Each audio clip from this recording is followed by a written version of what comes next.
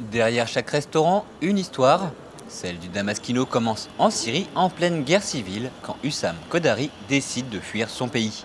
Arrivé en France en 2014, il obtient le statut de réfugié et commence à se reconstruire. 6 ans plus tard, le chef réalise enfin son rêve, ouvrir un restaurant à Strasbourg.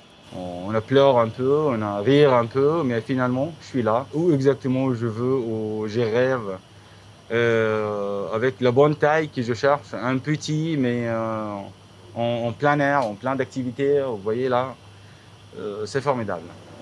Si aujourd'hui le Damaskino est à l'affiche du Refugees Food Festival, c'est que son chef n'est pas un inconnu de l'événement. Il y a participé à 3 reprises en tant qu'invité.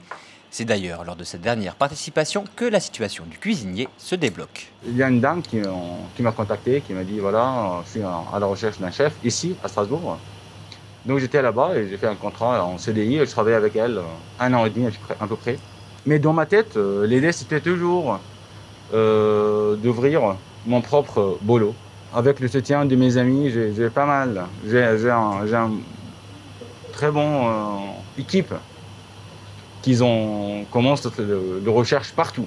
Puis j'ai signé le contrat de ce local en février 2020 pour lancer le travail en 15 mars. Préjugés et barrières de la langue ne facilitent pas l'insertion professionnelle des réfugiés. Autant de difficultés qui se retrouvent également dans le monde de la restauration. Si le Refugees Food Festival souhaite vous faire découvrir de nouveaux horizons culinaires, côté coulisses, l'objectif est d'accompagner les participants dans leurs projets. Après, il y a un suivi par rapport à leurs projets professionnels. On pourra les mettre en lien avec des formations académiques, par exemple, s'ils veulent passer un diplôme. Nous, ici à Stamtisch, on essaye aussi de créer un réseau solidaire autour de l'assiette avec les restaurateurs qui participent au Refugee Food Festival et en fait qui s'engagent à être de potentiels employeurs par la suite et de prendre en considération les candidatures des cuisiniers qui ont participé.